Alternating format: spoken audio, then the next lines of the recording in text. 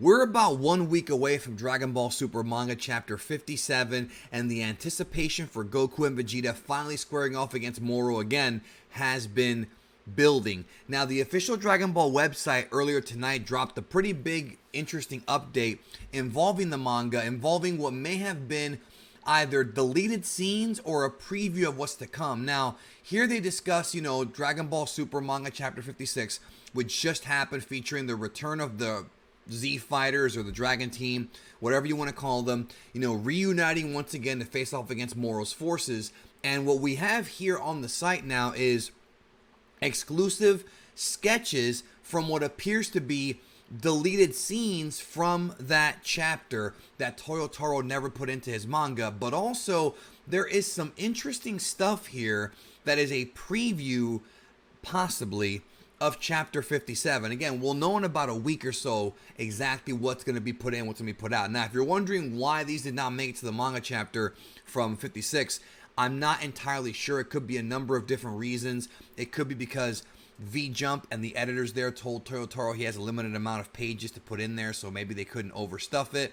Or maybe Toyotaro himself felt that, he didn't need them. But just based on this one image you see on your screen right now, I love this image. This shot right here is beautiful. We have 18-17 Piccolo, Gohan, and Jaco there in the background, facing off against 7-3 and, the rest of Moro's forces. I just love the way that looks. It has this classic sort of 80s Marvel kind of look to it, like the teams versus the teams.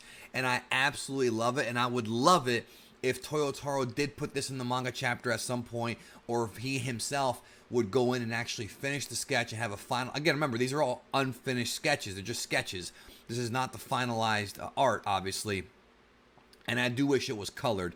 However, because it's the black and white manga, it might not ever get colored. But I'm sure one of the fan artists in our community, I'm hoping that they'll look at this and maybe finish it for Toyotaro if he does not. Now, I want to go ahead and show y'all, because there's a lot of new stuff coming up. And they talk about Chapter 55 and, the Z Fighters coming back, being part of the Galactic Patrol team, with a whole bunch of Galactic Patrol guys. But it looks like, based on this, because it says 56, these are just deleted scenes. However, there's some stuff here. Let's go ahead and go through it here, and I'll tell y'all what I'm talking about. I'll show y'all. Let me see if I can zoom in. It's fine the way it is. So, here we have, of course, the Boltamo and Magetta wannabes. Here we have the Boltamo wannabe and the Magetta wannabe. Remember, because there are twin universes, the Metal Men that exist in Universe 6 are also in Universe 7.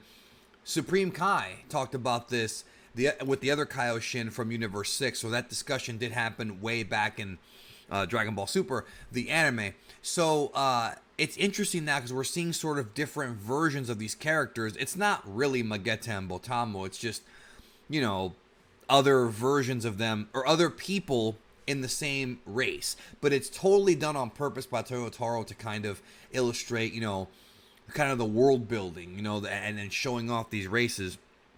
Now, this is the one that I want to talk about with y'all real quick. This is the one that kind of was very interesting. So, I do not remember Moro making it to Earth. I don't think that's what happened in Dragon Ball Super Manga Chapter 56. But it says here DB number 56. So this is not for next week's 57 chapter. But this scene of Moro at the top of the Sacred Realm. This is the Heavenly Realm, otherwise known as Kami's Lookout, where Dende and them are at.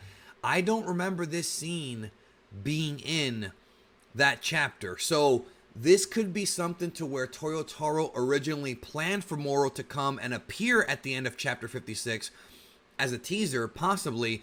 Or it could be that this scene was, again, he was planning to come in, it was scrapped. Or maybe this scene is a preview of Chapter 57. It says 56 there, so I'm skeptical of that being the case.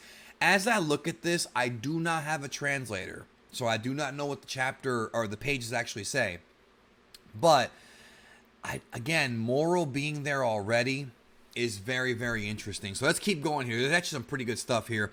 I absolutely love this page here. We have Bulma and the rest of the non-fighters like Ox King, Gyumao, Chi-Chi's there. Of course, we have the Pilaf gang. They're watching the fights on this sort of TV tablet type thing that I guess she programs. And we have a ton of action from Krillin. Now, this is very exciting for me because we're seeing Krillin.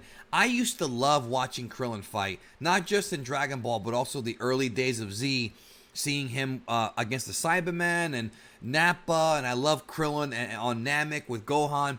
So seeing this fight against the non-Botamo, I'm sorry, I forget his name because the Moro cronies are not very interesting except for the android. You know, seeing this is great.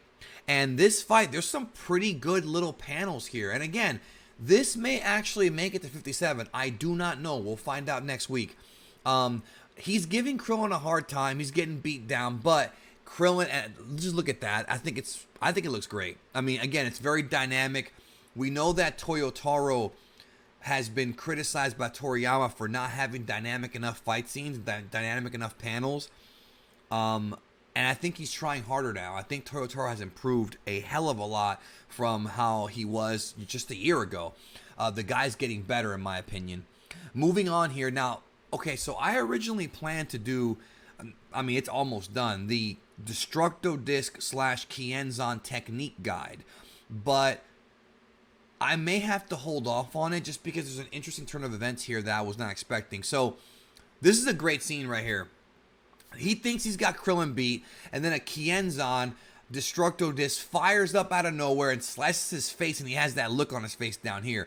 Now, that is basically a mirror of the scene in Dragon Ball Z on Namek when Goku's about to leave the fight with Frieza, giving him a chance to live, knowing that he has Frieza beat, and then Frieza fires the Kienzan that he controls with telekinesis and slices Goku's cheek, and he turns around and gives him that look. I love that freaking scene, dude. That scene is awesome. I believe that was Dragon Ball Z. Off the top of my head, that was Dragon Ball Z episode 103 or possibly 104 or maybe 102. Right around that range. Don't remember the exact episode number, but it was right around that range. And I think it might have actually been 104. But again, I'm just off the top of my head. I love that little homage there. And it looks like, based on what we're seeing here, that there's a possibility based on Krillin's hand movements. Now, we know he can fire multiple Kienzans. We know that already, but based on the way he's moving his hands, right, and the way he's like looking and wincing, it looks like he may have figured out. Well, I can't really tell if he's wincing there. It looks like his eyes are open, but again, it's unfinished sketches. It looks like he may actually have learned how to control the Kienzans telekinetically, like what Frieza learned how to do. Of course, the only characters we know that have done that to that degree, skillfully, have been Frieza and, of course, Cell, because he has Frieza's, cells.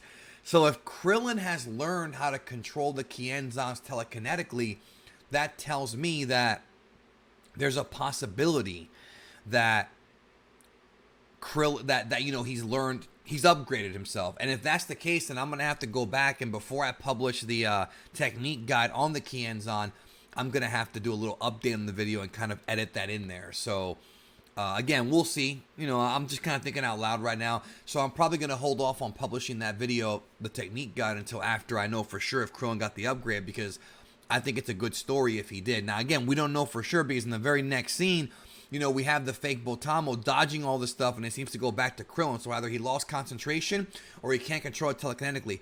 Hard for me to say because as of right now, we don't have translations for this. But even then, there might not be all the information yet. You know what I mean? This is, like I said, unfinished sketches. Toyotaro can always go in there and change his mind and, whenever he wants. Now, moving on, we have, I love how, so, okay, he's about to hit him. Krillin uses what looks to be, again, hard to see with the sketches, the after image technique. I did do a video on that already, the technique guide, and gets behind this fake Botamo and fires a huge Kamehameha from behind. I love this so much. This total throwback to classic Dragon Ball Z, early DBZ Krillin. And he knocks this dude on his back. He has won the fight. That's right. We actually have a big W from Krillin. I'm really happy to say that he beat the fake Botamo. Moving on here, we have a scene with Krillin and Roshi. Again, with no translations, I can't really tell you what happened. I'm guessing Roshi's proud of him because of how he was able to use not just the Zanzo-ken, but the Kamehameha in succession. Krillin's already a black belt at this point, or whatever you want to call it in the Dragon Ball world. He's already a martial arts master. He's not on Goku's level, obviously, but he does the best he can. And then we have the confrontation here with the three. So should I call them vixens? I don't even know what to even call these ladies, but they're confronting Roshi. I'm expecting, and Krillin, I'm expecting some form of pervy Roshi humor here. Like, if Toyotaro really wants to capture that Toriyama spirit, Roshi has to at least say something pervy to them because they're women, and that's what Roshi does. Is it antiquated humor? Possibly. We live in a different culture now, but to me, Roshi should always kind of be the perv. That's just his character. You know what I mean? It doesn't matter what world we live in. I think it should always be that way. But interesting stuff here. Now I'm not even done. There's a lot of scenes here that have been deleted or will be used in the next chapter. Ten Shinhan and Chaozu, the final two students from the Crane Hermit Academy, the Sudu Seinen Academy, going up against the Universe 7 criminal Magetta, if you want to call him that. Punch to the gut, but there is no gut because he's made out of metal. So remember, in Dragon Ball Super, the anime, the metal men that exist in Universe 6 that Magetta's from, Universe 7 has the same planet. There's a discussion in the series, I forget what episode, but it's between the Kaioshin from Universe 6 and 7, and they're talking about how the Kaioshin from Universe 7, who is not very good at his job, he forgot that there are metal men in Universe 7, so that's where this guy comes from. And Ten Shinhan there, I love the shot of the big punch. I mean, that looks great, but no damage, of course. In fact, here we have Ten Shinhan holding his fist in pain because of the body of the metal man. So I really love the way that this is drawn. Like, man, I hope, like, part of me hopes that this is in the next chapter. At the same time, I'm just kind of wondering if it will be, because there's nothing here that indicates from chapter 57. Nothing. So it's just a guess on my part. Maybe some of it will be, but I really love, like, the facials here. I look forward to seeing what happens in the actual thing. I like how it says here, Krillin has successfully repelled the enemy. On the other hand, what's going on with Guru, Vegeta, and Gent? Guru is Goku. This is just Google Translate being stupid. Vegeta and Gent is, from what I understand, Gent is maybe Moro. I actually don't know. Oh, no, here's Moro. So I'm not really sure what Gent is. Just, I don't remember a character named Gent. Maybe I'm wrong, but bad translation. I'm not, maybe Gent is the Yardrag guy. I do not remember. I honestly don't remember if they had any names. But essentially, this looks to be either a preview of the next chapter coming up in just 1 week or deleted scenes. Either way, I really enjoyed looking at these, and I look forward to seeing what else is going to be in there. Anyways, let me know what you think. And yeah, chapter 57 comes out next week. Let's see if any of these images actually make it in. But I do believe that Goku and Vegeta versus Moro will happen again by April. I don't foresee it. And again, I could be wrong on this. I'm just guessing based on how this is timed out. I don't think the Goku Vegeta Moro fight's going to be past that. But we'll see. Thank you again. Hope you have a great day. And take care of yourself and each other.